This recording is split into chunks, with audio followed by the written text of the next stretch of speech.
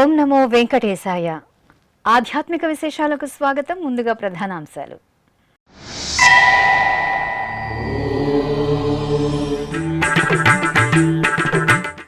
వైభవంగా శ్రీ వెంకటేశ్వర స్వామికి పుష్పయాగ మహోత్సవం. న్యూఢిల్లీలోని టీటీడీ ఆలయంలో దోష నివారణ క్రతువు.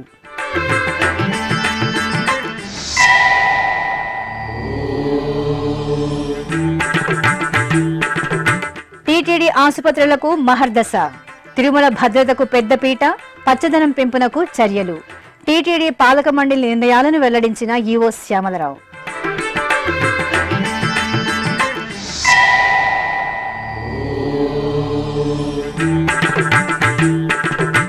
రుక్మిణి సత్యభామ సమేత వేణుగోపాలునికి స్థాపన తిరుమంజనం. కావేటి నగరంలో కమనీయంగా స్వామివారి హంసవాహన సేవ.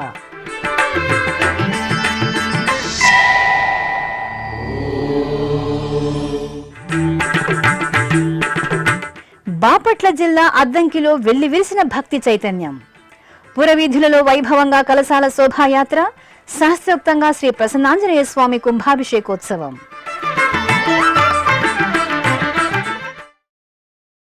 పుష్ప కైంకర్య ప్రియుడైన శ్రీ వెంకటేశ్వర స్వామివారు దేవేరి సమేతుడై వీరుల సొభగులతో కనువిందు చేశారు.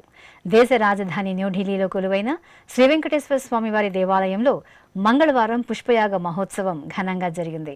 తిరుమల తిరుపతి దేవస్థానం ఆధ్వర్యంలో ఈ నెల 10వ తేదీ నుండి 20వ తేదీ వరకు స్వామివారి బ్రహ్మోత్సవాలు అంగరంగ వైభవంగా జరిగాయి. ఉత్సవాలలో తెలిసి తెలియక జరిగే దోషాల నివారణార్థం పుష్పయాగం నిర్వహించడం సంప్రదాయం. ఈ సందర్భంగా ఆలయ ప్రాంగణంలో ప్రత్యేకంగా ఏర్పాటు చేసిన వేదికపై సర్వాభరణాలు, సుగంధ పుష్పాలతో అలంకార భూషితులను చేసిన శ్రీదేవి భూదేవి సమేత స్వామివారిని వెంచేపు చేశారు. విశ్వక్సేన ఆరాధన, పుణ్యాహవాచనం, సంకల్ప పూజలు జరిపి మేళతాళాలు, మంగళ వాయిద్యాల నడుమ వర్ణశోభిత పుష్పాలు, పత్రాలతో శ్రీనివాసునికి పుష్పయాగాన్ని విశేషంగా నిర్వహించి మహామంగళ హారతులు సమర్పించారు.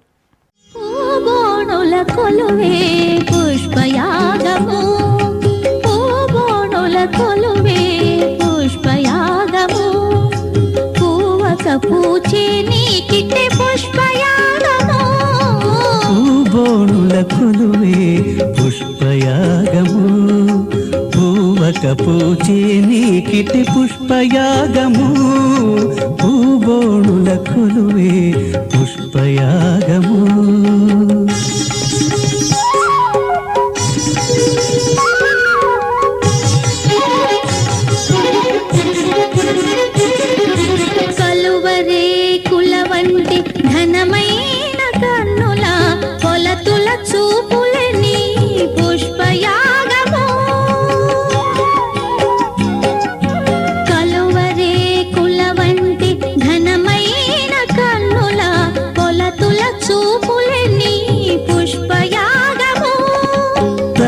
తలచి నిన్ను తమ మేనుల బొడమే తలచి నిన్ను తమ మేనుల బొడమే పులక జుంపములని పుష్పయాగము పూబోణుల కొలువే పుష్పయాగము పూవక పూచే నీకిటే పుష్పయాగము పూబోణుల కొలువే పుష్పయాగము.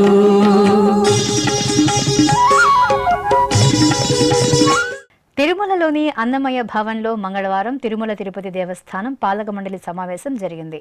టీటీడీ చైర్మన్ బిఆర్ నాయుడు అధ్యక్షతన జరిగిన ఈ సమావేశంలో ఈవో జె శ్యామలరావు, అదనపు EO CH Venkaiah Chowdary, JEO V Veerabrahmam, పాలక మండలి సభ్యులు పాల్గొని పలు అంశాలపై సుదీర్ఘంగా చర్చించి కీలక నిర్ణయాలు తీసుకున్నారు.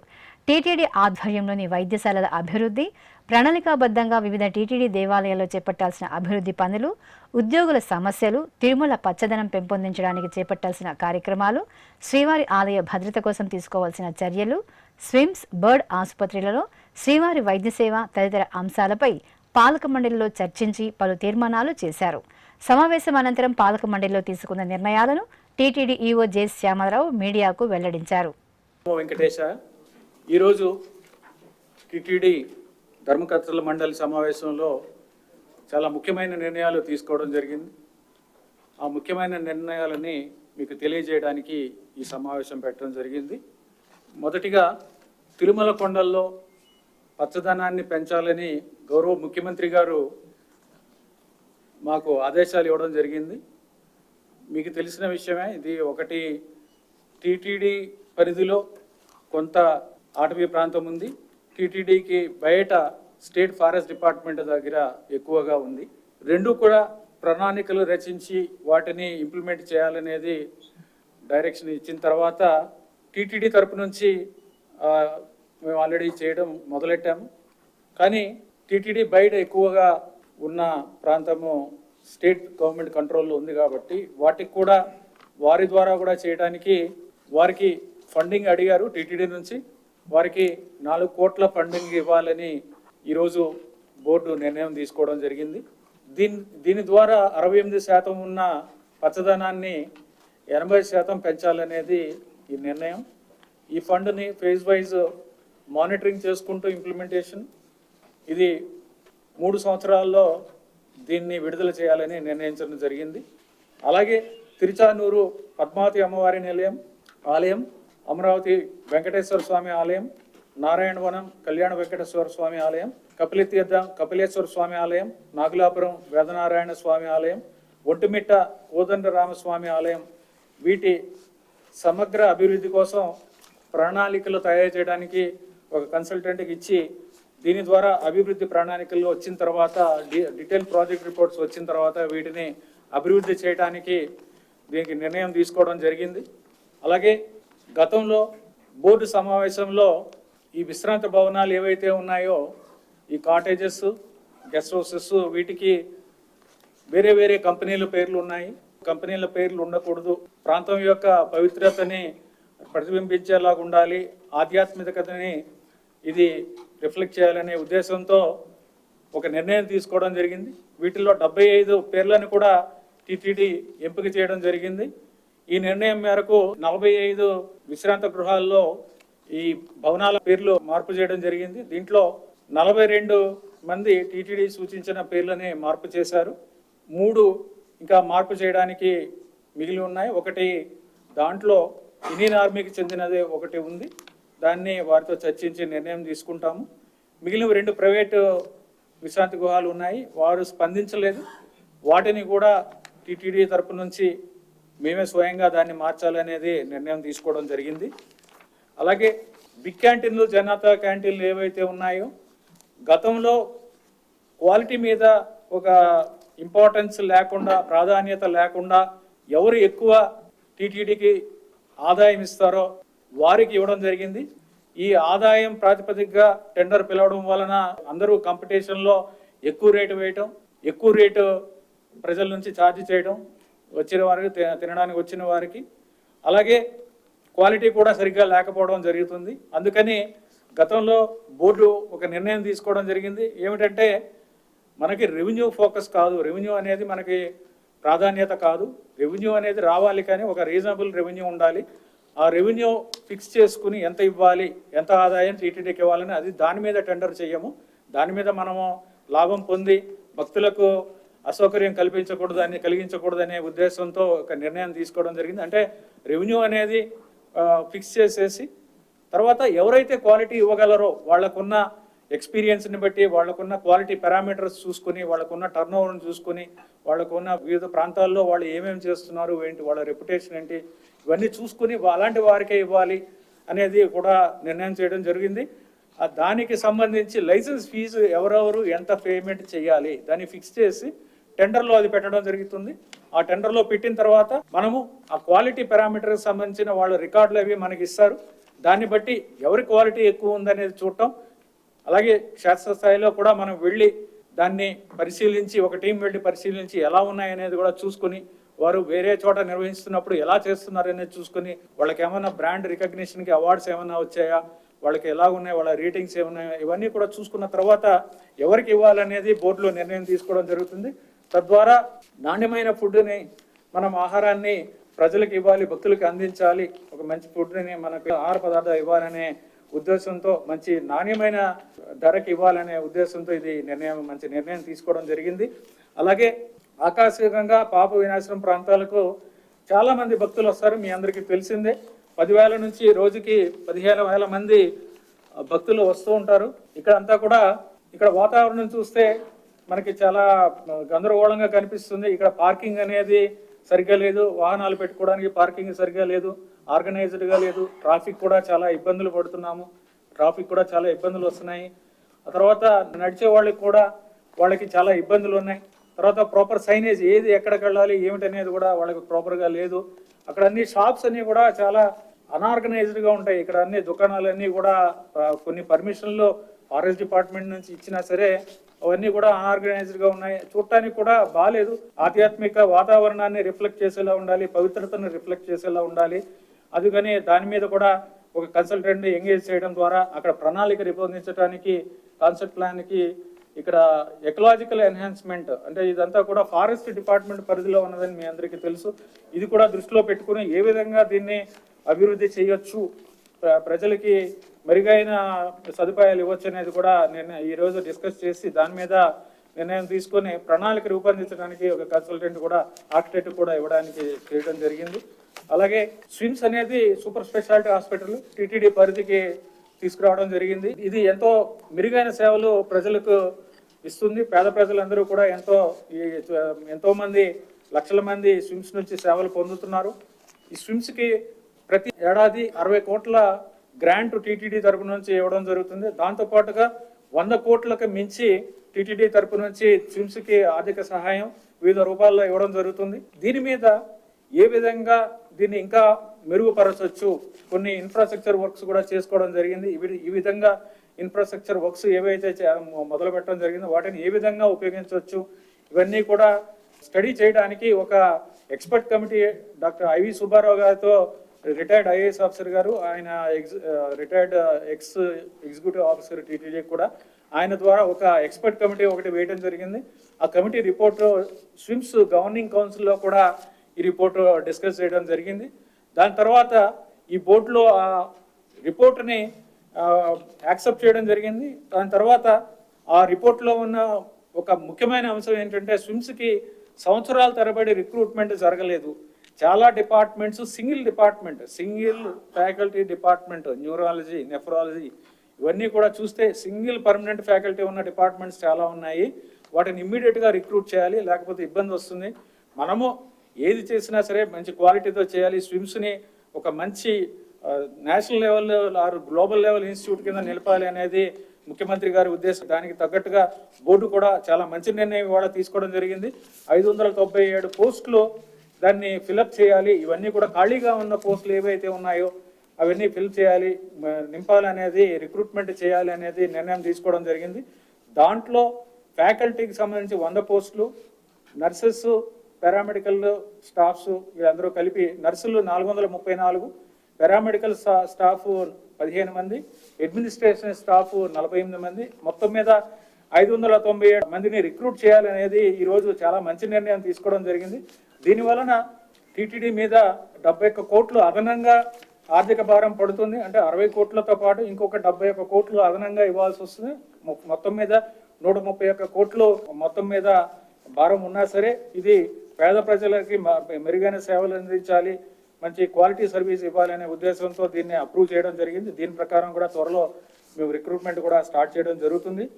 దీంతో పాటుగా శ్రీవారి వైద్య సేవ అనేది చాలామంది డాక్టర్స్, ప్రొఫెషనల్స్ ఈ వైద్య సేవ అందించడానికి వాలంటీర్గా ఎలా అయితే శ్రీవారికి మనకి వాలంటరీ వ్యవస్థ ఉందో ఆ విధంగా ఇవ్వడానికి చాలామంది ముందుకు వస్తున్నారు. దానికి కూడా శ్రీవారి వైద్య సేవ పేరు మీద వారందరికీ కూడా ఇవ్వడానికి, సేవ చేయడానికి అవకాశం ఇవ్వడానికి ముఖ్యమంత్రి గారు కూడా గతంలో చెప్పడం జరిగింది. ఇక్కడికి వచ్చినప్పుడు వారు డైరెక్షన్ కూడా ఇవ్వడం జరిగింది. దాని ప్రకారం గవర్నింగ్ కౌన్సిల్లో నిర్ణయం తీసుకున్నాము స్విమ్స్కి సంబంధించి. అలాగే ఇవాళ టీటీడీ బోర్డులో కూడా ఈ విధంగా నిర్ణయం తీసుకున్నాం. దాంతోపాటుగా వాలంటీర్స్ని, శ్రీవారి సేవకి వాలంటీర్స్ని కూడా తీసుకుని ఆ వాలంటీర్స్ ద్వారా ఇక్కడ సేవలు పొందడానికి వచ్చిన ఎవరైతే పేద ప్రజలు ఉంటారో, చాలామంది చదువుకునే వాళ్ళు, కొద్దిగా నాలెడ్జ్ అంత తెలియని వాళ్ళు, అక్కడ ప్రాంతాలు తెలియని వాళ్ళు, వీళ్ళందరూ వస్తారు. వాళ్ళకి గైడ్ చేసి ఏ విధంగా వాళ్ళకి సేవలు అందించడానికి, ఎక్కడెక్కడికి వెళ్ళాలి, సేవలు పొందాలంటే ఎక్కడికి వెళ్ళాలి, ఇవన్నీ కూడా వాలంటీర్స్ వాళ్ళకి అసిస్ట్ చేయడానికి కూడా ఆ వాలంటీర్ సేవను కూడా ప్రారంభించడం జరిగింది ఇప్పటికే. దాని మీద కూడా ఈరోజు నిర్ణయం తీసుకోవడం జరిగింది. అన్ని మతస్థులని బదిలీ చేయాలనేది టీటీడీ బోర్డు ఇప్పటికే నిర్ణయం చేయడం జరిగింది. ఇప్పటిదాకా 29 మంది అన్ని మతస్థులు ఇక్కడ నాన్ హిందూస్ టీటీడీలో పనిచేయడం జరుగుతుంది. వీరందరినీ కూడా గవర్నమెంట్కి మేము వేరే డిపార్ట్మెంట్స్ పంపించడం అనేది ఎక్స్ప్లోర్ చేయాలని టీటీడీ బోర్డు గతంలో నిర్ణయం చేయడం జరిగింది. దాని ప్రకారం టీటీడీ బోర్డు నిర్ణయానికి తగ్గట్టుగా గవర్నమెంట్కి ప్రపోజల్ పంపిస్తే టీటీడీలోనే వేరే డిపార్ట్మెంట్స్లో పెట్టుకోమని మీరు చెప్పడం జరిగింది. దాని తర్వాత బోర్డులో విఆర్ఎస్ వాలంటరీ స్వచ్ఛంద పదవి విరమణ స్కీమ్, అంటే వాలంటరీ రిటైర్మెంట్ స్కీమ్ ఒకటి ప్రపోజ్ చేయమని చెప్పడం జరిగింది. దాని ప్రకారం వాలంటరీ రిటైర్మెంట్ స్కీమ్ కూడా ఈరోజు ఆ స్కీమ్ కూడా అప్రూవ్ చేయడం జరిగింది. ఆ స్కీమ్ యొక్క డీటెయిల్స్ ఏమిటంటే, మొత్తం అన్నీ కాదు, కొన్ని ముఖ్యమైన అంశాలు చెప్తాను. దాంట్లో వారు కంప్లీట్ అయిన సర్వీస్కి ప్రతి సంవత్సరానికి 45 రోజులు, లేకపోతే మిగిలిన సర్వీస్కి ప్రతి సంవత్సరానికి 45 రోజులు. ఈ రెండిట్లో ఏది తక్కువ వస్తే అది ఇవ్వడం జరుగుతుంది వారికి వాలంటీర్ రిటైర్మెంట్ అప్పుడు. అలాగే ఇది మినిమం 10 lakhs వస్తుంది. ఎవరైనా రిటైర్మెంట్ తీసుకుంటే ఈ స్కీమ్లో 10 లక్షలు మినిమం వస్తుంది. మ్యాక్సిమం బెనిఫిట్ 25 lakhs వస్తుంది. అలాగే వారికి రావాల్సిన బెనిఫిట్స్ ఏవైతే ఉంటాయో, statutory benefits, pension, gratuity, leave encashment ఏవైతే రూల్ ప్రకారం ఉంటాయో అవన్నీ కూడా ఏదైతే అప్లికబుల్ ఉందో అవన్నీ కూడా ఇవ్వడం జరుగుతుంది. దీంతో పాటుగా 29 మంది ఎవరైతే ఉన్నారో అందరూ గ్రూప్గా వారు రిటైర్మెంట్కి ఒప్పుకుంటే వారందరికీ కూడా ఒక్కొక్కరికి 5 లక్షలు అదనంగా అందరికీ ఒక్కొక్కరికి ఇవ్వడం జరుగుతుంది. అది ఈరోజు ఈ స్కీమ్ అప్రూవ్ చేయడం జరిగింది. దీని తర్వాత ఈ స్కీమ్ని ఈ ఉద్యోగస్తులతో వారితో కూడా చర్చించడం జరుగుతుంది. తిరుమల ఆలయ భద్రతను దృష్టిలో పెట్టుకొని యాంటీ డ్రోన్ టెక్నాలజీని కూడా తీసుకుని రావాలి. డ్రోన్స్ పని చేయకుండా ఇక్కడ చేయడానికి ఒక టెక్నాలజీ ఒకటి అవైలబుల్గా ఉందని తెలిసింది. ఆ టెక్నాలజీని కూడా ఉపయోగించుకొని చేయడానికి బోర్డులో నిర్ణయం తీసుకోవడం జరిగింది. ఒంటిమిట్టలో ఉన్న సీతారాం కళ్యాణం జరిగినప్పుడు ముఖ్యమంత్రి గారు ఒక నిర్ణయం ప్రకటించారు. అక్కడ నిత్యం అన్నదానం జరగాలి అనేది సారు చెప్పడం జరిగింది, గౌరవ ముఖ్యమంత్రి వారు చెప్పడం జరిగింది. దాని నిర్ణయం ప్రకారం త్వరలోనే ఇక్కడ ముఖ్యంగా మాకు ఉన్న ఇబ్బంది ఏంటంటే, ఇక్కడ బిల్డింగ్ అనేది కావాల్సినంత సైజులో ఉన్న బిల్డింగ్ లేదు. దానికి టెంపరీగా ఒక బిల్డింగ్ ఏదన్నా సరే, ఒక టెంపరీ స్ట్రక్చర్ అన్నా పెట్టి అక్కడ అన్నదానం అనేది త్వరలోనే మొదలు పెట్టాలనేది ఇవాళ నిర్ణయం కూడా బోర్డులో తీసుకోవడం జరిగింది. అలాగే రాజధానిలో ఉన్న రెండవ ముఖ్యమైన టీటీడీ దేవాలయం తుళ్ళూరు మండలంలో అనంతవరంలోని టీటీడీ దేవాలయం, దీన్ని కూడా సమగ్రంగా అభివృద్ధి చేయడానికి, వెంకటేశ్వర స్వామి ఆలయాన్ని అభివృద్ధి చేయడానికి 10 కోట్లు ఈరోజు దీన్ని అప్రూవ్ చేయడం జరిగింది.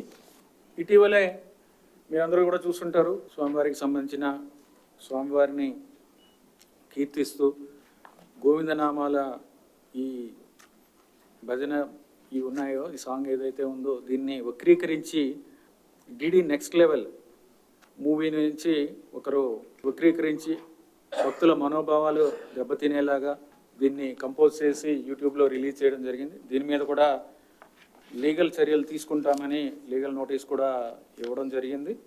దాంతోపాటు ఈ గీతం ఏదైతే ఉందో, ఈ భజన ఏదైతే ఉందో, ఈ గోవిందనామాల మీద ఇది టీటీడీకి రైట్ కూడా ఉంది. ఎందుకంటే ఇది ఆల్రెడీ మేము దాన్ని రికార్డ్ చేసి యూట్యూబ్లో ఆన్లైన్లో కూడా పెట్టడం జరిగింది. దీని మీద కూడా కాపీరైట్ వైలేషన్ మీద కూడా వారికి నోటీస్ ఇవ్వడం జరిగింది, లీగల్ నోటీస్. దానికి రిప్లై వచ్చిన తర్వాత దాని మీద తదుపరి చర్యలు ఏం తీసుకోవాలనేది కూడా నిర్ణయం తీసుకోవడం జరుగుతుంది. భవిష్యత్తులో ఇటువంటివి ఏమైనా చేసినా కూడా టీటీడీ గట్టిగా చర్యలు తీసుకుంటుంది, క్రిమినల్ చర్యలు కూడా తీసుకుంటాము. ధన్యవాదాలు. ఓం నమో వెంకటేశ్వర. హంసవాహన సేవలో శ్రీ వేణుగోపాల స్వామి వారు విశేష అలంకరణలో దివ్యంగా అభయ ప్రదానం చేశారు. టీటీడీకి అనుబంధంగా ఉన్న కార్వేటి నగరం శ్రీ వేణుగోపాల స్వామి వారి ఆలయంలో వార్షిక బ్రహ్మోత్సవాలు ఘనంగా జరుగుతున్నాయి.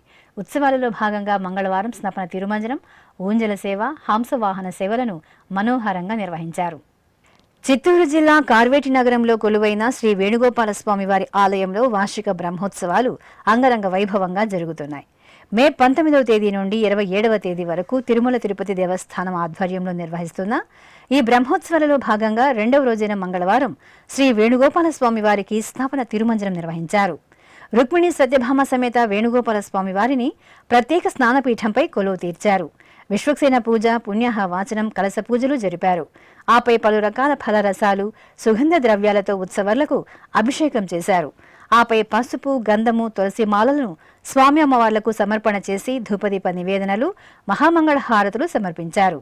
బంగారు మెడలలోన పరమాత్ముడు వాడే,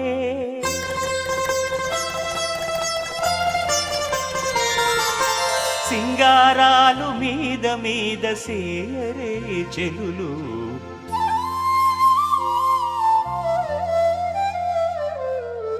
బంగారు మెడలలోన పరమాత్ముడు వాడే, సింగారాలు మీద మీద సేయరే చెలులు, బంగారు మెడలలోన పరమాత్ముడు వాడే.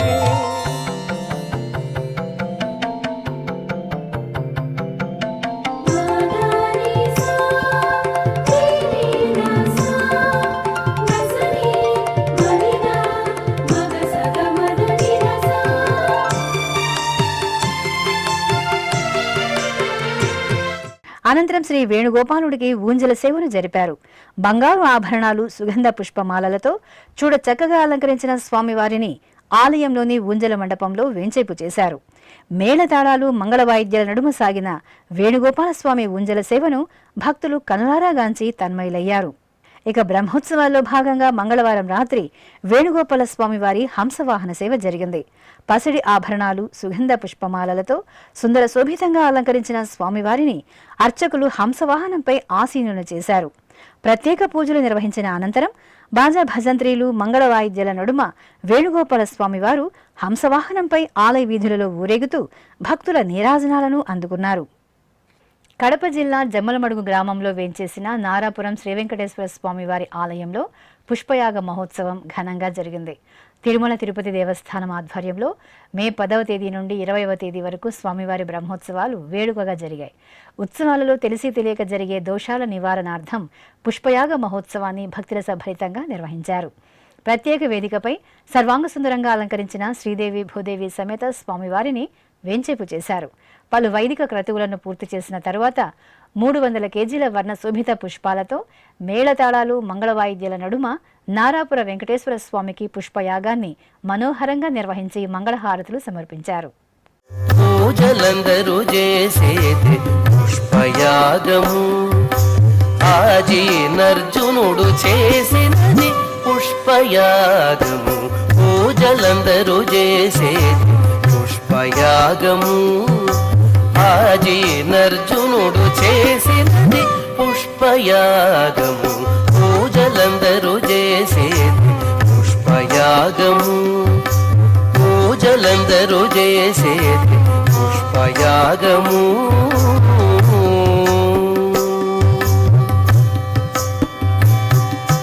మొదల శ్రీ సతి చేతి మోహన కమలమే, మొదల శ్రీ సతి చేతి మోహన కమలమే, మొదల నీకెప్పుడును పుష్పయాగము. మొదల శ్రీ సతి చేతి మోహన కమలమే, మొదల నీకెప్పుడును పుష్పయాగము. గుదిగొన మిమ్మిద్దరి కూడించే మరువిరులు, గుదిగొన మిమ్మిద్దరి కూడించే మరువిరులు, గుదిగి పూజించిన పుష్పయాగము. గుదిగొన మిమ్మిద్దరి కూడించే మరువిరులు, గుదిగి పూజించిన పుష్పయాగము.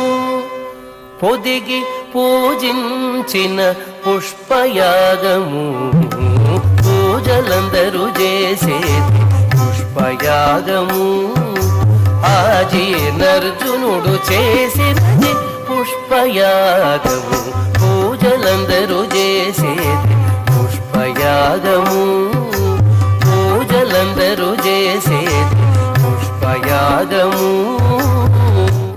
ఇప్పుడు ఒక చిన్న విరామం. వేగవంతమైన నేటి ఆధునిక కాలానికి తగ్గట్టుగా అంతర్జాలంలో తొలిసారిగా తిరుమల శ్రీవారి అనుగ్రహంతో మీ వీణుల విందుకై ఆధ్యాత్మిక ఆనందానికై వస్తున్న శ్రీవారి మరో శ్రవణ భక్తి తరంగం ఎస్విబిసి ఆన్లైన్ రేడియో. వినరో భాగ్యము. వినరో భాగ్యము విష్ణు కథ. వినండి, విని తరించండి. కేవలం మీ అరచేతిలో నిరంతరం ఉండే మీ మొబైల్ ఫోన్లో ఎస్విబిసి ఆన్లైన్ రేడియో ప్రసారాలు ప్రపంచ వ్యాప్తంగా మీరు ఎక్కడున్నా సరే మీ రోజువారీ పనులు చేస్తూనే శ్రవణానందంగా వింటూ సాగిపోండి, ఆధ్యాత్మిక ఆనందాన్ని పొందండి. 24 గంటలు ఆన్లైన్లో మీకు తోడుగా ఎస్విబిసి ఆన్లైన్ రేడియో. మరి ఇంకెందుకు ఆలస్యం? వెంటనే మీ మొబైల్లో ఎస్విబిసి యాప్ డౌన్లోడ్ చేసుకోండి. ఎస్విబిసి ఆన్లైన్ రేడియోను ఆలకించండి, ఆస్వాదించండి, తిరుమల శ్రీవారి అనుగ్రహాన్ని పొందండి. ఓం నమో వెంకటేశాయ. ఆధ్యాత్మిక విశేషాలకు తిరిగి స్వాగతం. బాపట్ల జిల్లా అద్దంకి మండలంలోని ప్రసిద్ధ సింగరకొండ శ్రీ ప్రసన్నాంజనేయ స్వామివారి దేవాలయం ఉత్సవ శోభగులతో దేదీప్యమానంగా విరాజిల్లుతోంది. ఆలయంలో శాస్త్రోక్తంగా నిర్వహించిన మహాకుంభాభిషేక మహోత్సవాల్లో వేలాదిగా భక్తులు పాల్గొని పులకితులయ్యారు. ఉత్సవాలలో చివరి రోజున నిర్వహించిన కలశాల శోభాయాత్రతో పురవీధులు ఆధ్యాత్మిక వాతావరణాన్ని సంతరించుకున్నాయి. గుండ్లకమ్మ నదీ తీరంలో సేకరించిన పవిత్ర జలాలను కలశాలలో నింపుకుని భక్తులు శిరస్సుపై పెట్టుకుని డప్పు వాయిద్యాలు, మేళతాళాలు, మంగళ వాయిద్యాల నడుమ ఊరేగింపుగా ఆలయానికి చేరుకున్నారు.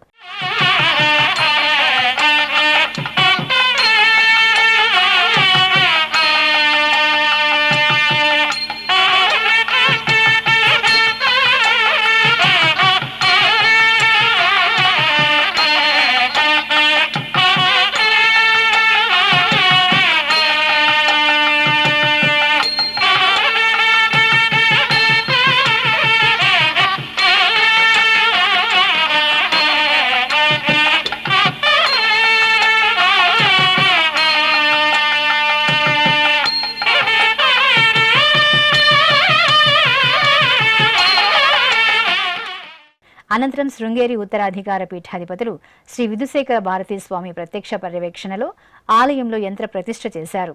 ఆపై ఆలయ గోపుర శిఖరానికి కుంభాభిషేక మహోత్సవాన్ని వైభవపేతంగా నిర్వహించారు.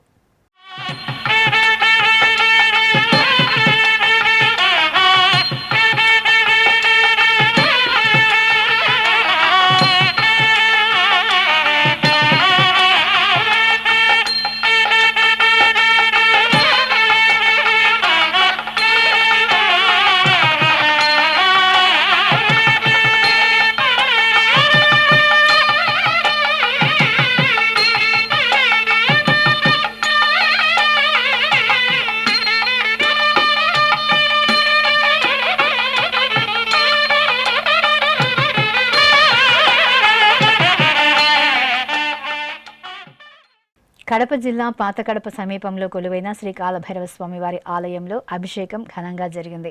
వైశాఖ మాసం అష్టమిని పురస్కరించుకుని అర్చకులు గర్భాలయంలో శ్రీ కాలభైరవ స్వామివారి మూలమూర్తికి పాలు, పెరుగు, తేనె, నెయ్యి, కొబ్బరి నీరు, పంచదార తదితర సుగంధ పరిమళ ద్రవ్యాలతో అభిషేకం నిర్వహించారు. అనంతరం స్వామివారికి నూతన వస్త్రాలు, పుష్పమాలలతో సుందరంగా అలంకరించి నైవేద్యం, మంత్రపుష్పం, మంగళహారతులు సమర్పించారు. భక్తులు కాలభైరవ స్వామివారి దర్శనం చేసుకుని ఆలయ ప్రాంగణంలో ప్రత్యేక పూజలు జరుపుకున్నారు. వరంగల్ మహానగరంలోని చారిత్రక శ్రీ భద్రకాళి అమ్మవారి దేవాలయంలో శ్రీ సుబ్రహ్మణ్య స్వామివారి మయూర వాహన సేవ ఘనంగా జరిగింది. మాసోత్సవాలను పురస్కరించుకుని అర్చకులు అమ్మ సన్నిధిలో ఉపాలయంగా ఉన్న శ్రీ సుబ్రహ్మణ్య స్వామి వారికి ప్రత్యేక ఉత్సవాలను నిర్వహించారు. ఇందులో భాగంగా శ్రీ వల్లి దేవసేన సమేత శ్రీ సుబ్రహ్మణ్య స్వామి వారికి సుందర శోభితంగా అలంకరణలు చేసి మయూర వాహనంపై కొలువదీర్చారు. ఛత్ర చామర వింజామర సేవలను జరిపి మేళతాళాలు, భక్తుల హరోంహర నామస్మరణ నడుమ కుమారస్వామి మయూర వాహన సేవ నేత్రపర్వంగా జరిగింది. నెల్లూరు జిల్లా జొన్నవాడ క్షేత్రంలోని శ్రీ మల్లికార్జున సమేత శ్రీ కామాక్షితాయి అమ్మవారి ఆలయంలో వార్షిక బ్రహ్మోత్సవాలు ఘనంగా ప్రారంభమయ్యాయి. 10 రోజుల పాటు జరిగే ఉత్సవాలకు శుభారంభం చేస్తూ అర్చకులు ఆలయ ప్రాంగణంలో కలశ స్థాపన, కలశ పూజ, పుణ్యాహవచనం, సంకల్ప పూజలు నిర్వహించారు. ఆపై బ్రహ్మోత్సవాలకు అంకురార్పణ జరిపారు. ఆపై అర్చకులు ఆది దంపతులకు విశేష అలంకరణతో ప్రత్యేక పూజలు నిర్వహించి ధ్వజస్తంభం వద్ద కొలువు తీర్చారు. ధ్వజస్తంభానికి పూజలు చేసి మేళతాళాలు, మంగళ వాయిద్యాల నడుమ ధ్వజారోహణం నిర్వహించారు.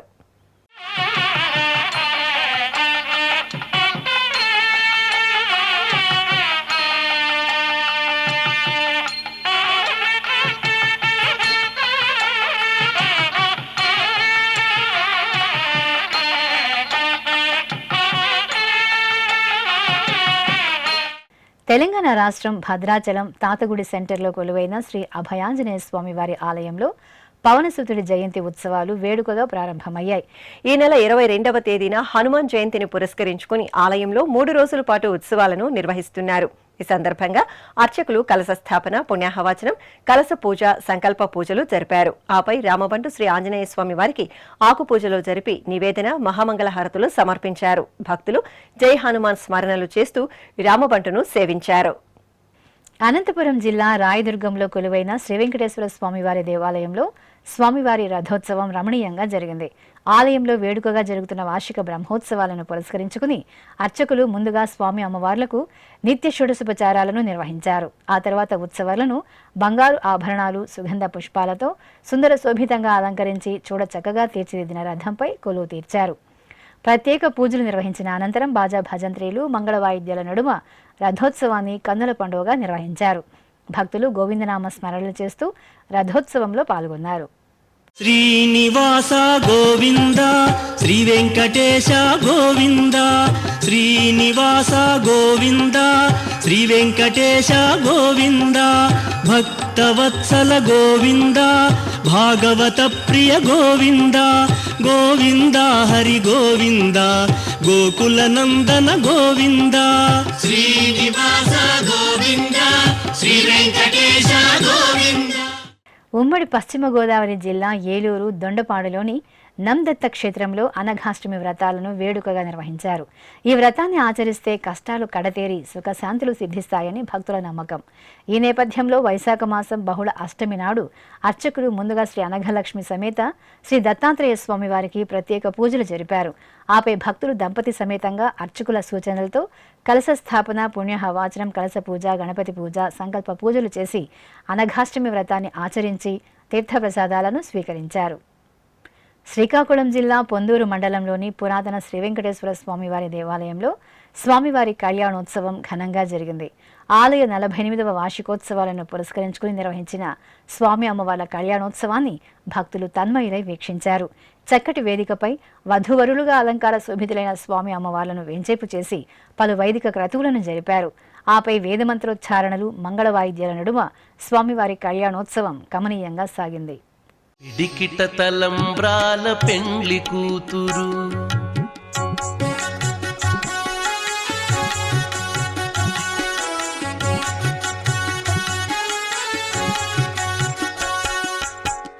పిడికిట తలంబ్రాల పెండ్లి కూతురు, కొంత పెడమరలి నవ్వీనే పెండ్లి కూతురు. పిడికిట తలంబ్రాల పెండ్లి కూతురు, కొంత పెడమరలి నవ్వీనే పెండ్లి కూతురు, కొంత పెడమరలి నవ్వీనే పెండ్లి కూతురు.